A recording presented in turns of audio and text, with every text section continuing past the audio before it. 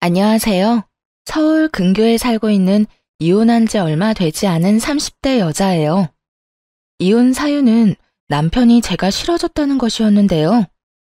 한때는 제가 없으면 하루도 살 수 없다던 사람이었는데 이혼할 무렵엔 함께 있는 것이 숨 막힌다고 하더라고요. 꼴도 보기 싫다면서요. 그렇게 남편과 이혼하고 난 후 그 인간과 재회하게 된 것은 응급실이었네요. 이혼 후 어떤 일이 일어났는지 들어보실래요? 대학병원에서 간호사로 일하면서 같은 병원 의사였던 남편을 만나 결혼했거든요. 그리고 몇 년 뒤 남편은 독립해서 새 병원을 개원했고 전 여전히 대학병원 응급실에 남아 있었고요. 시댁에서는 무척 잘 대해주셨는데 그 흔한 시집살이는커녕 명절에도 바쁘면 오지 않아도 되니 한가할 때 밥이나 한 끼 먹자고 권해주실 만큼 쿨하고 열린 분들이셨어요. 덕분에 남편과는 서로의 자리에서 각자 일에 최선을 다할 수 있었죠. 남편은 시댁 부모님의 도움으로 개원할 수 있었는데 점점 자리를 잡아가고 있었고요. 그런데 병원에 환자가 늘어나면 늘어날수록 남편이 점점 변해가기 시작하더라고요. 예민한 건 둘째치고 점점 절 배우자가 아닌 도우미 정도로 여긴다는 기분이 들 때도 있었어요. 청소는 제대로 하는 거 맞아? 이불 빨래는 언제 했어? 숨 쉴 때마다 목이 쾌쾌해. 여보, 나 밤샘 근무하고 이제 들어왔어. 눈 밑에 다크서클 안 보여? 아, 그랬어? 그러면 오늘은 집에서 쉬면서 대청소랑 이불 빨래 싹 좀 해. 하는 김에 에어컨도 좀 닦고 말이야. 에어컨 청소는 주기적으로 하고 있는 거 맞지? 이 집엔 나 혼자 사는 거야? 어떻게 모든 일을 나만 해? 당신도 손 있고 발 있잖아. 심지어 당신은 야간 진료는 하지도 않잖아. 내가 밤새워 고생하고 온 날엔 당신이 살림 좀 해주면 안 돼? 나도 힘들어. 누가 당신 보고 안 힘들대? 그런데 집안일은 나보다 당신이 더 잘하기도 하잖아. 내가 해봤자 어차피 당신이 다시 하게 될 텐데 이왕 하는 거 잘하는 사람이 하면 2번 일 안 해도 되잖아. 아, 서재도 좀 치워줘. 완전 엉망진창이야. 청소뿐만이 아니었어요. 반찬 투정까지 부리더군요. 어떤 날은 반찬이 마음에 들지 않는다며 있는 대로 짜증을 내고 나가버리기도 했죠. 가장 대접도 못 받는 기분이라나 뭐라나요. 그래도 이런 남편을 보며 이해해보려고 노력했어요. 얼마나 피곤하고 힘들면 저렇게 예민해질까 하며 측은했거든요. 하지만 이런 인내심도 친정을 무시하는 태도 앞에서 결국 폭발했죠. 그날은 친정엄마의 환갑이었어요. 바쁜 남편 스케줄에 맞춰 일부러 식당을 점심시간에 예약하고 혹시나 하는 마음에 아침을 먹는 자리에서도 약속 시간과 장소를 여러 번 언급했거든요. 그런데 약속 시간이 지나도 남편은 오지 않더라고요. 연락 한 통 없이 말이에요. 결국 남편에게 전화를 걸었고 남편은 아주 태연한 목소리로 이렇게 말하더군요. 깜빡했어. 뭐? 어떻게 다른 것도 아니고 엄마 생신을 잊을 수가 있어. 내가 며칠 전부터 그리고 오늘 아침에도 이야기했잖아. 귀에 딱지 앉을 것 같으니 그만 이야기하라고 했던 게 당신이야. 그런데 뭐? 깜빡했어? 바쁘다 보면 그럴 수도 있지. 돈 좀 보낼 테니까 장모님 드려. 뭐? 안 오겠다는 말이야? 지금이라도 와서 얼굴 비추고 가. 지금 점심시간이잖아. 점심시간이라고 마냥 노는 줄 아냐? 지금도 할 일이 태산이거든. 아휴, 뭘 알아야 대화가 통하지. 하여튼 난 못 가니까 당신네 식구끼리 좋은 시간 보내. 그 순간 이성의 끈이 뚝 하고 끊기는 느낌이었어요. 바로 남편의 병원으로 찾아갔고 거기서 본 풍경에 어이가 없었네요. 바쁘다던 남편놈은 간호사들과 모여 앉아 시시덕거리며 커피를 마시고 있더군요. 생각 같아서는 그 자리에서 남편에게 따져먹고 싶었지만 차마 입이 떨어지지 않더라고요. 남편의 체면도 있었지만 제 얼굴에 침 뱉는 짓이란 걸 알고 있었으니까요. 가까스로 화를 참고 남편과 함께 진료실에 들어갔어요. 아니, 여기는 왜 쫓아온 거야? 몰라서 물어? 바쁘다며. 당신한텐 커피 마시는 일이 바쁜 일이니? 다른 날도 아니고 환갑이야, 환갑. 그런 날에 간단하게 점심 한 끼 먹는 것도 그렇게 힘이 들어? 아, 깜빡했다고 했잖아. 이미 늦었는데 가봤자 눈치밖에 더 보여? 괜히 내가 가서 분위기 망칠 바엔 안 가는 게 서로 좋잖아. 지금 그걸 말이라고 해? 당신 일정 맞춘다고 이 근처로 예약했고 시간도 일부러 점심시간으로 잡은 거야. 그런데 당신이 빠지는 게 말이 돼? 그까지 환갑이 뭐라고 이 유난을 떨어? 그냥 생일이잖아. 1년에 한 번씩 있는 생일. 그까지 생일 때문에 병원까지 찾아와서 피곤한 사람 붙잡고 큰 소리 내야겠어? 남편은 미안하단 말 한마디 없이 당당한 태도였고, 그런 남편의 손에 들린 커피를 빼앗아 그 당당한 얼굴에 뿌려버렸어요. 야, 너 이게 뭐 하는 짓이야? 정신 차리라고. 내가 요즘 당신 힘들다고 다 이해해주니까 나나 우리 집이 우습게 보이나 본데 정신 차려. 그날 밤 남편은 집으로 들어오지 않았어요. 남편의 첫 외박이 있던 날이었네요. 도대체 언제부터 사이가 이 지경이 되었는지 가늠도 되지 않더라고요. 복잡한 생각에 잠겨 째깍째깍 흘러가는 시간을 보며 애를 태우던 그때 시모에게서 전화가 왔어요.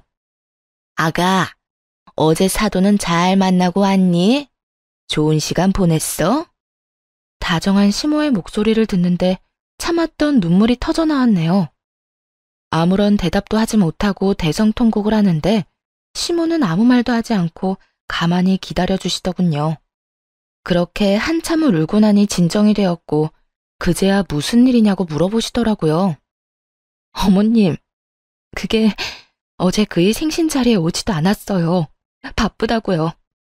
그래서 병원 찾아갔더니 간호사들이랑 커피 마시고 있더라고요. 그 모습이 너무 화가 나서 얼굴에 커피를 부어버렸는데 자기도 화가 많이 났는지 집에 안 들어왔어요.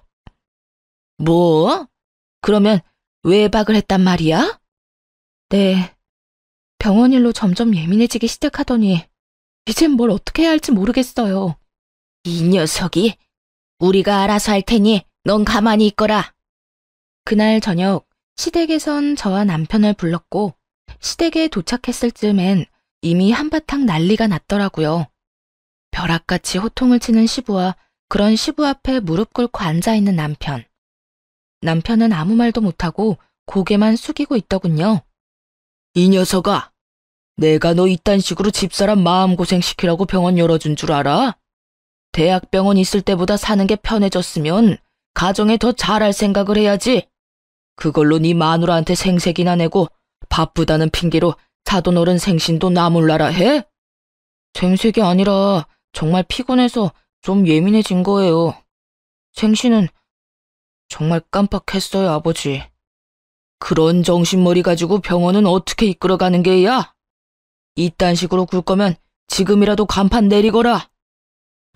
아버지, 제가 잘못했어요. 앞으로는 절대 그런 일 없도록 할게요. 너 이 녀석, 다신 이딴 일로 집사람 눈에서 눈물 빼지 마라. 알겠어? 네, 알겠어요. 여보, 내가 미안해. 앞으로 이런 일 없도록 할게. 약속해. 개원 당시 워낙 받은 도움이 커서 시부모님들 말씀이라면 꼼짝도 못하던 남편이었죠. 이번에도 마찬가지였어요.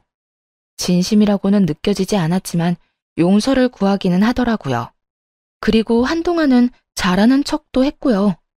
하지만 그럴수록 남편의 마음은 이미 떠난 것이 느껴졌어요. 아니, 단순히 마음이 떠난 것이 아니라 다른 이유가 있을 거라 확신하게 되었죠.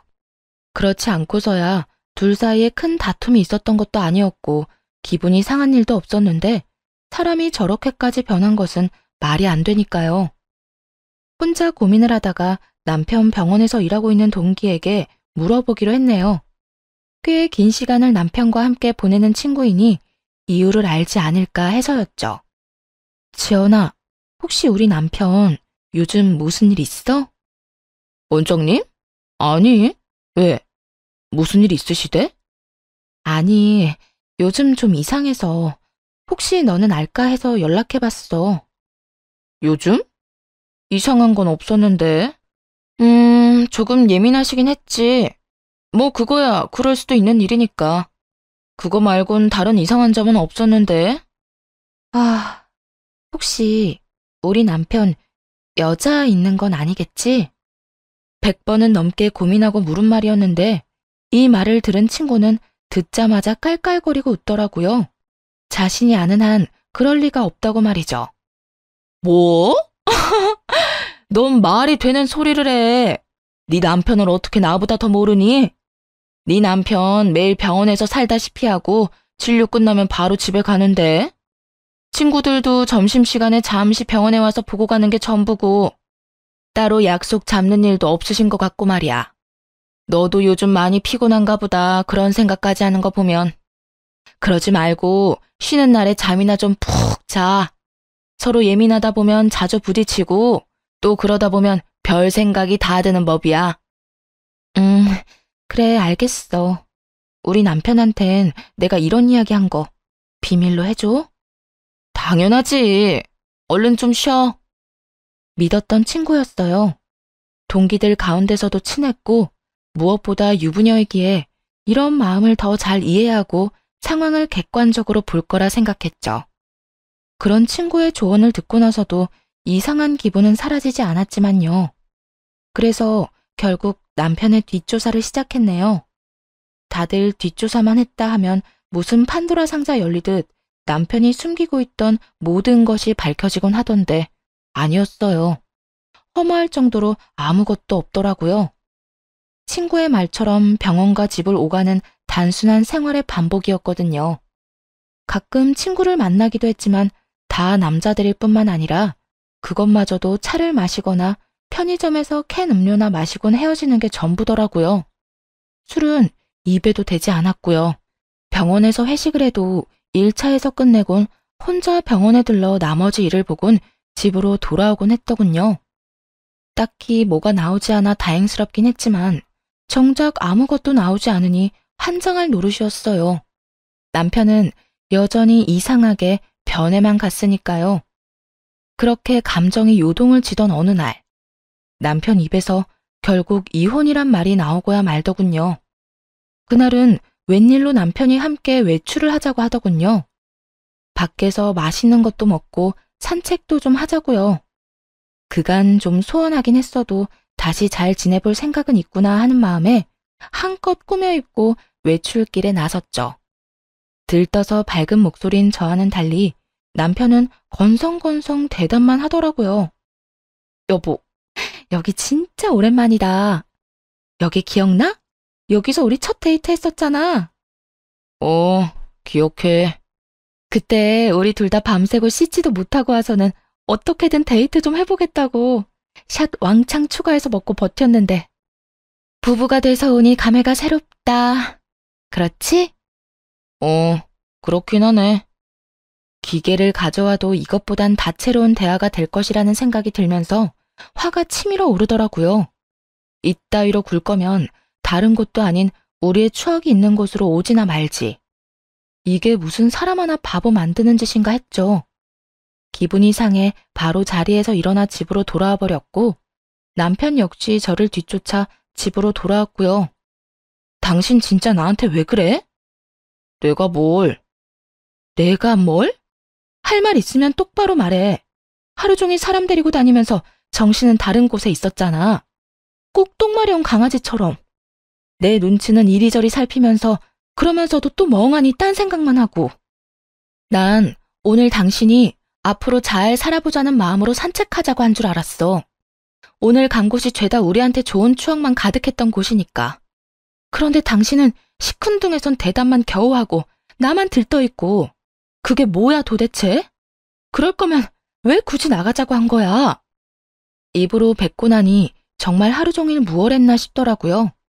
화가 많이 나 씩씩거리는 저를 남편은 한참 바라보더니 이내 하루 종일 품고 있던 말을 꺼내기 시작하더라고요. 내가 많이 고민해봤는데 우리 이혼하자. 나 더는 이렇게 못 살겠어. 목소리에 미안함이라곤 찾아볼 수가 없더라고요. 마치 제가 유책 배우자라도 된다는 듯 말이에요. 이혼?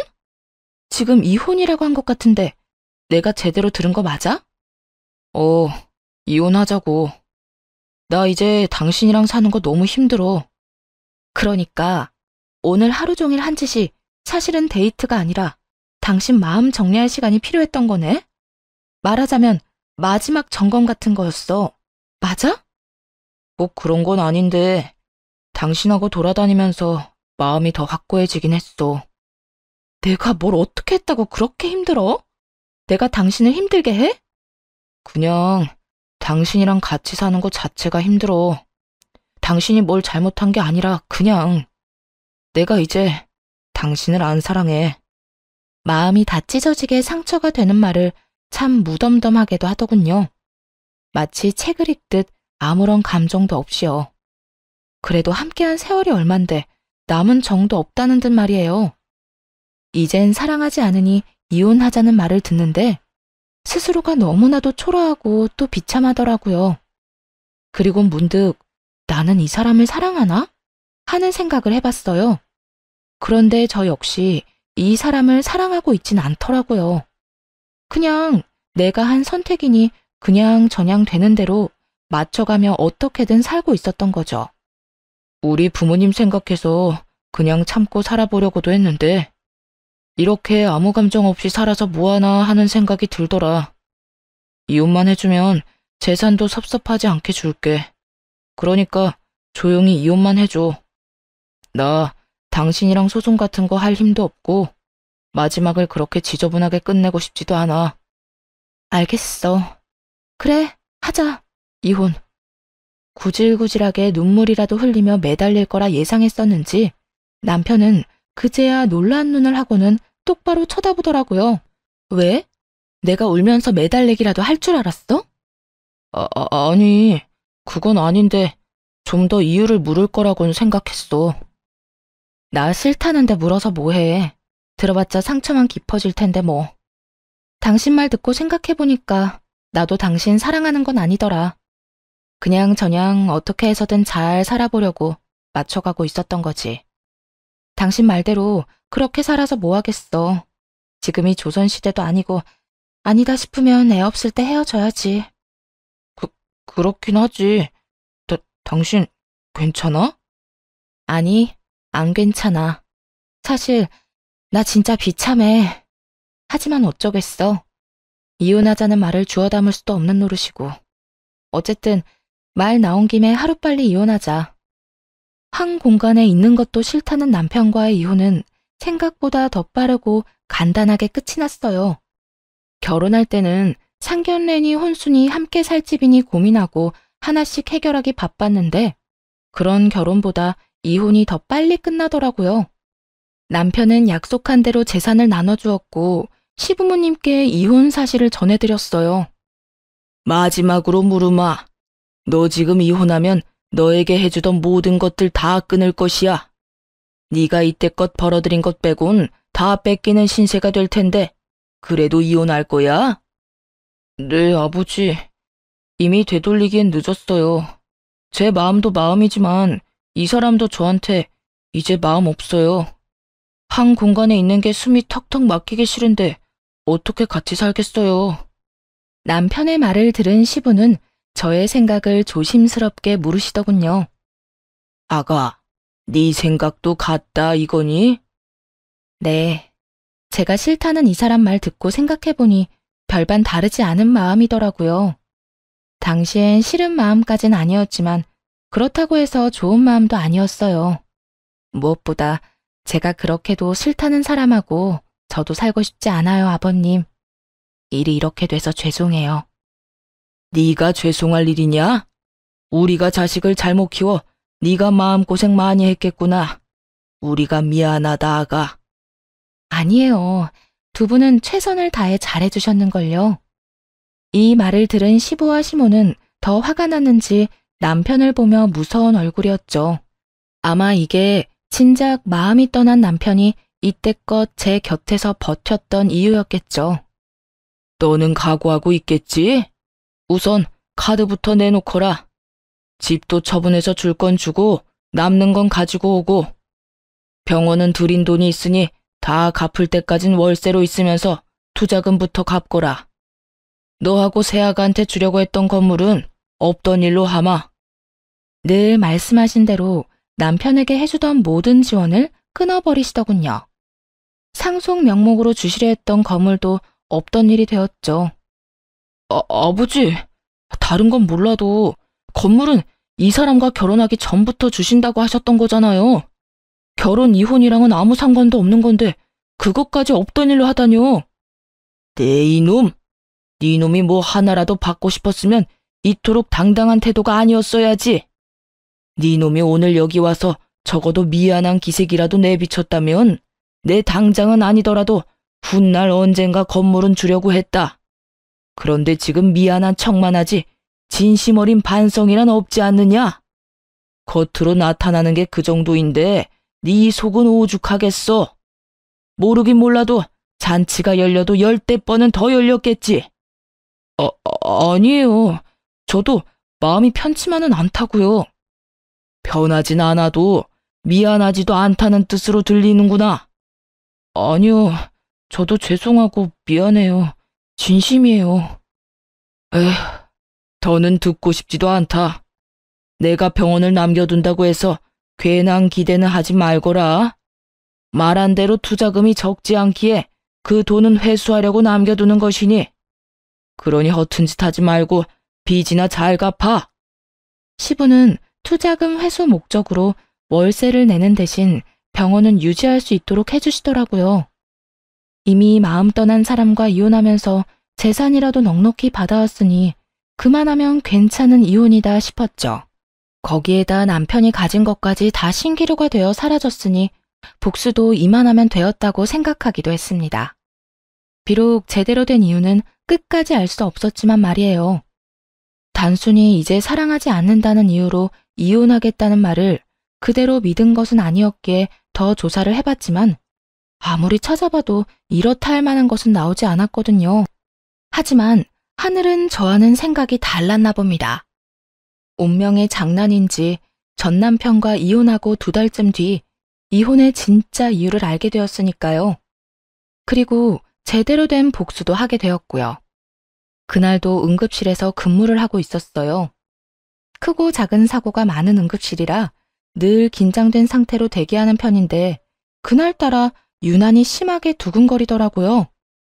오늘따라 왜 이렇게 안절부절 못해? 집에 무슨 일이 있어? 이혼한 돌싱녀가 집에 일이 있을 게 뭐가 있어. 그냥 계속 뭐가 이상해. 느낌이 싸해. 그렇게 주변에서도 제 불안을 느낄 정도의 싸한 예감이 이어지던 그때 큰 교통사고로 인해 긴급한 상황의 환자가 연이어 들어오더군요.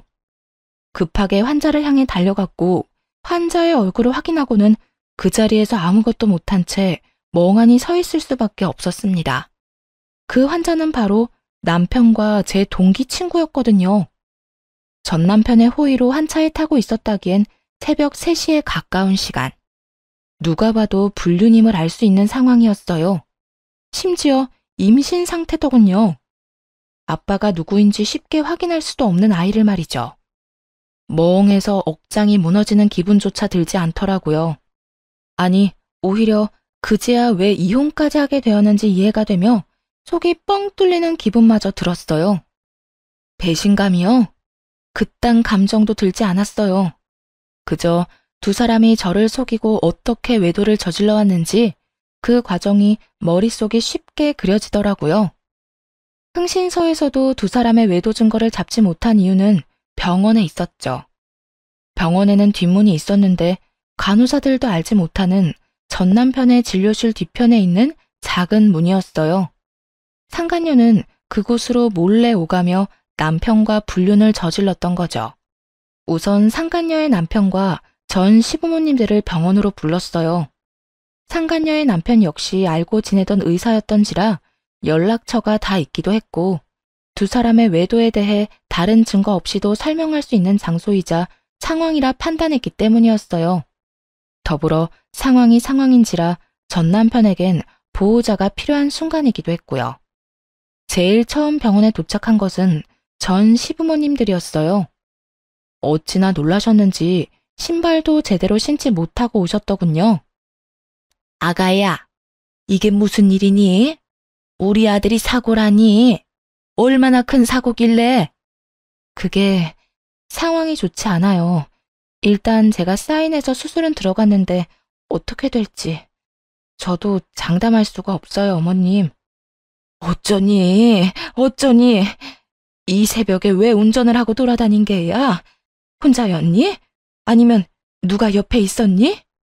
그게 혼자는 아니었어요. 전 시모는 저의 곤란한 표정을 보더니 말하지 않아도 안다는 듯 손을 꽉 잡으셨고 전 시부는 두 눈을 질끈 감으시더군요. 저보다도 두 분이 더 상처를 받으신 듯 잡은 두 손이 미세하게 떨리고 있더라고요. 전 괜찮아요. 그런데 그 사람 상태가 생각보다 좋지 않아요. 일단 다른 건 생각하지 마시고 지금은 수술 생각만 하기로 해요. 보호자 대기실 저쪽에 있으니 가셔서 몸부터 좀 녹이세요. 그래, 일단은 애 몸부터 생각합시다. 아가, 너도 얼굴이 좋지 않아. 따뜻한 것 좀 마시고 일하거라. 응? 네, 아버님. 그렇게 전 남편의 상태를 전하고 두 분을 진정시키고 응급실로 돌아왔는데 상간녀의 남편이 뛰어들어오더군요. 가운을 입고 뛰어들어오는 걸 보니 병원에 있다가 달려오는 길인 듯 했어요. 수민 씨, 우리 지연이 많이 다쳤어? 걱정하며 뛰어들어오는 상간녀의 남편을 보며 고민이 되지 않았던 건 아니었어요. 굳이 둘의 불륜 사실을 지금 밝히는 게 맞을까 해서요. 그런데 지금 이야기하지 못하면 나중은 없을 듯 했고 그렇다고 덮고 지나갈 만큼 바보는 되고 싶지 않았어요. 그래서 결심했죠. 그 순간에 모든 사실을 밝히기로요. 그게 지연이는 그나마 괜찮은데 우리 전 남편이 많이 다쳤어요. 함께 있었더라고요. 전 남편이라면 그러면 둘이 같이 차 타고 가다가 사고가 났단 말이야? 지금 이 시간에 두 사람이 함께 있을 일이 뭐가 있어? 설마 아니지? 믿을 수 없다는 듯 멍하니 바라보는 상간녀의 남편을 보는데 그 심정이 이해가 되더라고요. 갑작스럽게 이혼 통보를 들었을 때가 떠오르며 말이죠. 절로 나오는 한숨을 내쉬며 다른 사실을 알려주었어요. 바로 상간녀의 임신 소식 말입니다. 아, 그 설마가 사람 잡았네요. 엑스레이 찍기 전에 혹시 몰라서 검사했는데 지연이 임신이더라고요. 알고 있었어요? 임신? 지연이가? 아니, 몰랐어. 임신이에요, 지연이. 한 5주쯤 된 것 같은데. 하여튼 아기는 무사해요. 상간녀의 남편은 대답이 없었고 저 역시 더는 할 수 있는 말이 없더라고요. 비교적 적게 다친 상간녀가 급한 치료를 마치고는 자신의 남편을 향해 다가왔거든요. 여보, 어떻게 알고 여기까지 온 거야? 지금 병원에 있어야 하는 거 아니야? 지금 그게 중요해? 당신 바람 피우고 있었어? 어? 그게 무슨 말이야? 바람이 아니면 지금 이 시간에 당신이 왜 최 원장이랑 한 차를 타고 가다가 사고가 나? 그게 말이야? 아, 됐어. 많이 다친 거 아니지? 치료 받을 거 받고 퇴원하는 대로 이혼 준비나 해. 나도 바빠서 병원 가야 하니까. 상간녀의 남편은 더는 말을 섞고 싶지도 않다는 듯 상간녀의 말을 잘라버리고 병원 밖으로 나가버렸어요. 상간녀는 그제야 제가 보이는 듯 언성을 높이며 따지고 들더라고요. 네가 우리 남편 불렀니? 응. 알다시피 보호자가 필요한 순간이라서 말이야. 때마침 연락처도 알고 있어서 불렀는데 왜? 왜? 지금 왜라는 말이 나와? 네 가정 깨졌다고 내 가정까지 깨겠다는 심보야? 야, 말은 바로 해. 내 가정도 네가, 네 가정도 네가 깬 거야. 애초에 바람 피운 연놈은 너랑 저 새끼인데 왜 애꿎은 내 탓을 해? 네가 내 남편을 불렀으니까. 그러게, 누가 사고가 나래? 아니, 누가 바람을 피우래? 너도 참 뻔뻔하다. 어떻게 나한테 그딴 걸 따질 생각을 해? 검사 받으면서 양심도 같이 두고 왔니? 정신 차려, 이 상간녀야. 넌 상간녀 중에서도 악질이야. 어떻게 동기 남편이랑 그딴 짓을 저질러? 그러면서 뭐? 원장님은 바람 피울 리가 없다고? 내가 발 동동 구르며 너한테 고민 상담할 때 내가 얼마나 웃었을까? 다른 사람도 아닌 당사자한테 그걸 묻고 있었으니 말이다. 너도 알지? 지금도 상간녀 소송은 가능하다는 거. 그냥 넘어갈 생각 없으니까 각오하는 게 좋을 거야. 상간녀는 온갖 거친 말들을 쏟아내기 시작했는데 그냥 무시하고 일터로 돌아왔어요. 그 새벽이 어떻게 지나갔는지도 모르게 시간은 흘렀죠. 그 후 상간녀는 이혼을 하게 되었더라고요. 듣기론 막상 이혼이 진행되자 상간녀는 담담하게 그 상황을 받아들이고 이혼했다더군요. 하긴 뱃속에 애도 있으니 나름 현명한 판단을 한 것이었겠죠. 그 아기로 인해 앞으로 어떤 일이 일어날지도 모르고 말이죠. 저 역시 상간녀를 상대로 위자료를 청구했고 이혼은 순순히 했으면서도 위자료는 주기 싫었는지 다시금 찾아와 득달같이 따지고 들더라고요. 뻔뻔하게도 말이죠. 야, 너 꼭 이렇게까지 해야겠어? 너 때문에 나까지 이혼하는 꼴 봤으면 됐잖아. 그랬으면 됐지. 꼭 상간녀 소송까지 해야겠어? 넌 이미 이혼도 했잖아. 어찌나 뻔뻔한지 얼굴에 침이라도 뱉어주고 싶은 마음이었네요. 그냥 내쫓아버릴까 하는 생각이 들기도 했지만 뱉어내는 말들이 너무나도 주옥 같아 대꾸하지 않고는 못 견디겠더군요. 이혼하면 너희가 바람 피우는 게 없던 일이 되니? 너 때문에 내 가정이 다 찢어진 게 없던 일이라도 되냐 이 말이야. 그렇게 소송이 무섭고 돈이 아까웠으면 애초에 그딴 짓은 하지 말았어야지. 여기까지 찾아올 정성으로 차라리 용서를 구해보지 그랬어. 그랬으면 지금 이런 일은 없었을 텐데 말이야. 뭐 이미 늦었지만. 그래, 내가 다 잘못했고 너한테 죽일 년이니까 상간녀 소송 그거 하지 마. 우리 그래도 한때는 친구였잖아. 그러니까 소송만은 하지 말아줘. 응? 상간녀는 애원에 가까운 부탁을 했지만 소용없는 짓이었죠. 결국 소송을 통해 위자료를 받아냈으니까요. 이제 남은 것은 전 남편이었어요. 전 남편의 상황은 생각보다 더 좋지 않았어요. 도대체 어떻게 사고가 난 것인지 하반신 불구는 물론이고 상반신도 한쪽은 마비 증상이 있는 상태였어요. 의사 생활은 물론이고 일상생활에도 불편함을 겪을 정도였죠. 즉, 장애인으로 살아가야 할 신세가 되었습니다. 그런 신세가 된 전 남편을 보는 것은 전혀 슬프지 않았는데 슬퍼하는 전 시부모님을 지켜보는 것은 힘들더라고요. 아무래도 그간 친부모님처럼 잘 대해주신 분들이니까요. 그래서 전 남편의 곁을 지키는 두 분을 챙기기 시작했고 그런 행동에 상간녀가 안달이 난 모양이더라고요. 혹시나 전 남편을 빼앗길까 조바심이 들었는지 어느 날은 전 시부모님 앞에 무릎을 꿇고 앉아 절절한 사랑 고백을 하더군요. 저희가 비록 시작은 옳지 않았으나 마음만큼은 정말 진심이었어요.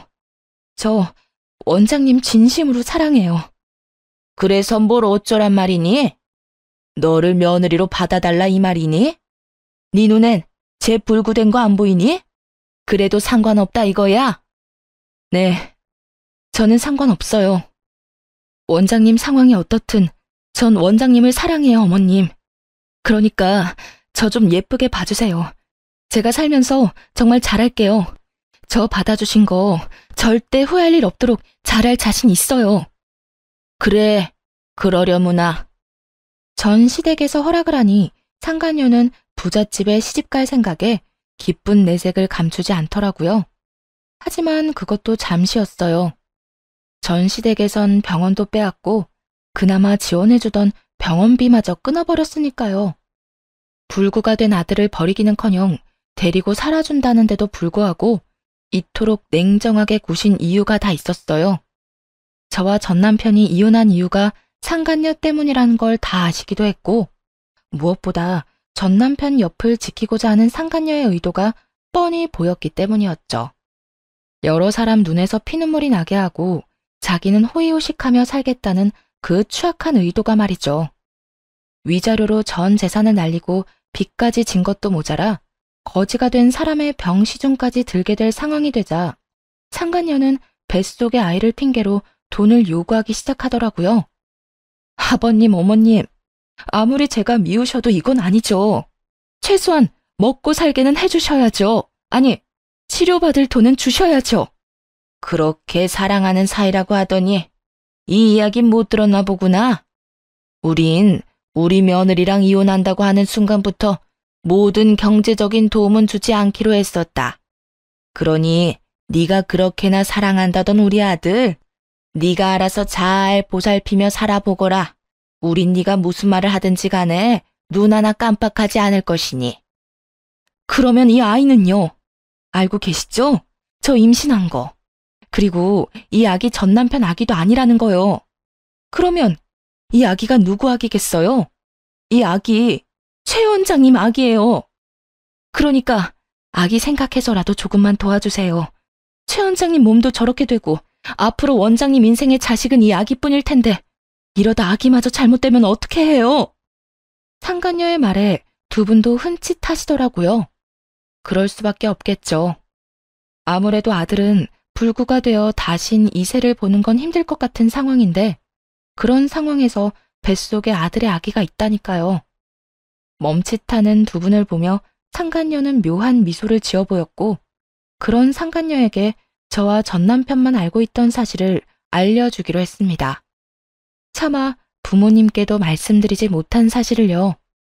야, 헛소리 좀 작작해. 네 뱃속의 아기가 그 사람 아기라고? 웃기고 있네. 내 전 남편 아기 못 가져. 뭐라고?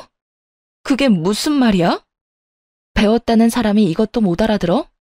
네가 그렇게 사랑한다던 최 원장, 무정자증이라 아기 못 가진다고. 그래요. 전 남편은 무정자증이었어요. 결혼 2년 차에 자연 임신이 되지 않아서 병원에서 알게 된 사실이었죠. 부모님이 아시면 너무 속상해하실 것 같아 일단 숨기며 이세에 대한 마음은 그때 접었고요. 그런데 그런 사실을 모른 채 전 남편의 아기라고 우겨대니 참 기가 다 막히더라고요. 모든 사실이 밝혀지자 상간녀는 고함을 질러대며 끝까지 저를 모함하기 시작했어요. 거짓말 하지 마. 너 지금 나랑 이 사람 잘 먹고 잘 살까봐 일부러 없는 말 지어내는 거지? 난 분명히 원장님 아기를 가졌는데 무정자증이라니. 아니, 무정자증이라도 가능성은 있는 거잖아. 참 가능성이 있겠다. 그렇게라도 우겨보고 싶은 것 같은데 우길 걸 우겨. 정 우기고 싶으면 나처럼 증거를 내밀어 보든지. 들어보니 네 전 남편 아기도 아니라던데 도대체 남자가 몇 명인 거니? 어디 숨겨둔 원장이 또 있기라도 한 거야? 뭐야? 너 지금 누굴 모함하는 거야? 그렇잖아. 내가 검사 결과를 봤으니 네가 임신한 것도 저 사람이 무정자증인 것도 확실한데 아기 아빠는 누구인지 알 수가 없고 이런 상황에선 다른 가능성이 떠오르지 않겠어? 아니야. 정말 아니라고. 아니에요, 아버님, 어머님. 설마 이 여자 말 다 믿는 건 아니죠? 지금 저 때문에 이혼하게 됐다고 화가 나서 이러는 거예요. 정말이에요. 제 말 믿어주셔야 해요. 전 남편이 무정자증이라는 사실에 상간녀도 그렇지만 부모님들도 충격이 크신 듯 하더라고요. 전 남편의 상태도 충격이지만 인간의 탈을 쓰고 아무렇지 않게 거짓말을 해대는 상간녀의 언행에 대한 충격이 더 큰 듯 했으니까요. 닥치지 못해? 네 말이 사실인지 아닌지는 출산하면 밝혀질 것이고 그때 유전자 검사에서 네 말이 사실이라면 내 너에게 사과하고 내 재산 전부를 네 뱃속의 아기한테 물려주마. 하지만 그렇지 않다면 각오하는 것이 좋을 게야. 감히 다른 것도 아니고 핏줄을 두고 장난친 죄는 받아야 하지 않겠니? 전 시부는 처음 보는 무서운 표정을 지으며 상간녀를 몰아세우기 시작했어요. 상간녀는 뒷걸음치며 눈물로 호소하더군요. 아니에요. 정말 저는 맹세코 다른 남자는 없었어요. 믿어주세요. 그렇게 확신한다니 출산 때까지 기다릴 필요도 없겠구나. 들어보니 태아 유전자 검사도 있다고 하던데 그걸로 진행하자꾸나. 네 말대로 네 뱃속의 아기가 우리 아들 핏줄이라면 우리한테 귀한 손주인데 힘들게 키울 수는 없는 노릇이니.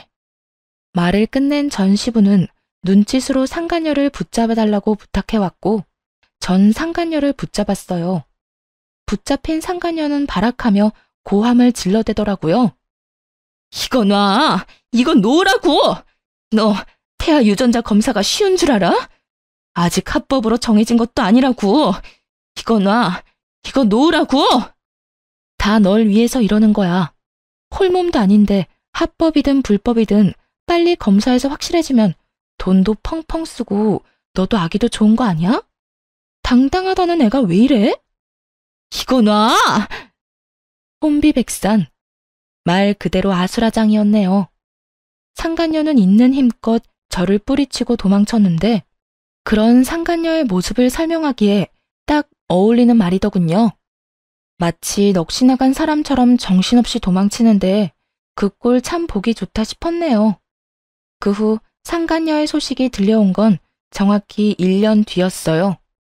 아기를 안고 자신의 전남편 앞에 나타난 상간녀는 뻔뻔히도 임신 주수를 착각했었다며 이번에는 전남편의 아기라고 우겨댔다고 하더라고요. 순순히 넘어갈 리 없었던 전남편은 유전자 검사를 했고 결과는 당연하게도 그와는 일치하지 않는 것으로 나왔다고 하네요. 그래서 다시 한번 떠들썩했다고 동기들이 알려주더군요. 이야기 들었어? 그 상간녀가 안고 온 아기 전남편 아기도 아니래. 이번에 우리 병원에서 유전자 검사했는데 또 불일치. 그래서 난리도 아니었어. 상간녀는 무조건 검사가 잘못됐다고 하고 전남편은 꺼지라고 소리 지르고 전남편은 아니라고 생각하면서도 살짝 기대한 모양이더라고. 하기야 그렇게 당당하게 아기 안고 나타났으니 나라도 기대는 하겠다. 좀 당당했어야지. 뻔뻔하기는 진짜 뻔뻔하다. 금방 밝혀질 거짓말을 어쩌면 그렇게 당당하게 할 수 있는지. 그나저나 네 전남편애는 확실하게 아닌 거 맞아? 확실하게 아닌 거 맞아. 그건 내가 확신할 수 있어. 그래서 걔는 어떻게 됐어? 어떻게 되긴 또 주랭랑 쳤지 뭐. 사기죄로 고소한다는 말까지 나오니까 겁났는지 도망가더라. 들어보니까 친정에서도 남 부끄럽다고 나 몰라라 한다던데. 꼴 좋다. 그러게 다른 사람도 아니고 너한테 그딴 짓을 하래? 벌 제대로 받는 거야. 네 전남편도 그렇고 그 상간녀도 그렇고. 그러면서 진짜 아기 아빠는 누구인가에 대해 한동안 입방아에 오르락내리락거리기도 했죠. 한바탕 소동이 끝나고 전 남편은 병원에서 퇴원해 요양원으로 가게 되었어요. 아무래도 집에서는 관리가 힘들고 재활도 함께 진행해야 하니 요양원에서 지내며 전문가들의 도움을 받기로 한 것이죠. 휠체어 신세가 된 전 남편을 보니 아무래도 마음이 좋진 않았는데 그런 마음조차 확 날아갈 만한 일이 있었네요. 퇴원하는 날 저를 향해 갖은 악다구니를 쏟아냈으니까요. 또 내가 이 꼴이 돼서 속으론 통쾌하지? 아니, 내가 교통사고 난 것도 네가 속으로 빌고 또 빌어서 그렇게 된 거 아니야? 악밖에 남지 않은 전 남편의 말을 듣는데 정신이 확 들었어요. 저딴 인간에게 동정심을 남기다니 참 순진하고 멍청했구나 하는 생각도 들더군요. 야, 정신 차려. 네가 알다시피 나 무당 아니고 간호사야. 네가 말아먹은 네 신세 내 탓으로 돌릴 생각 말고 재활이나 잘 받아. 이제 옆에서 도와줄 여자도 없는데 혼자 잘 살아가야 할 거 아니야. 야, 너 진짜 내가 가만 둘 것 같아? 네가 가만 안 두면 어쩔 건데? 네가 인간이라면 나한테 이러면 안 되는 거 몰라? 내 인생 망친 것도 모자라 본인 인생도 그따위로 망쳐놨으면 이제라도 반성이란 걸 하고 좀 똑바로 살아. 내가 뭘 그렇게 잘못했는데? 설사 내가 잘못했다고 쳐도 이런 신세가 될 만큼 잘못한 건 아니잖아. 난 억울해. 억울하다고. 난 너 때문에 하루아침에 가정도 깨지고 인생도 망가졌어. 내 잘못은 하나도 없었는데 내 마음은 산산조각이 났다고. 그런 내 앞에서 네 억울함을 호소하고 싶니? 내 원망이나 하고 싶냐고. 넌 정말 끝까지 나에 대한 배려나 미안함 따위는 전혀 없구나. 너야말로 어떻게 나한테 이렇게까지 해. 이혼할 때도 나지 않았던 눈물이 그제야 나더라고요. 울면서 고함을 질러대자 전 남편도 그제야 정신을 차린 듯 멍하니 바라보더군요. 놀랍기도 했겠죠.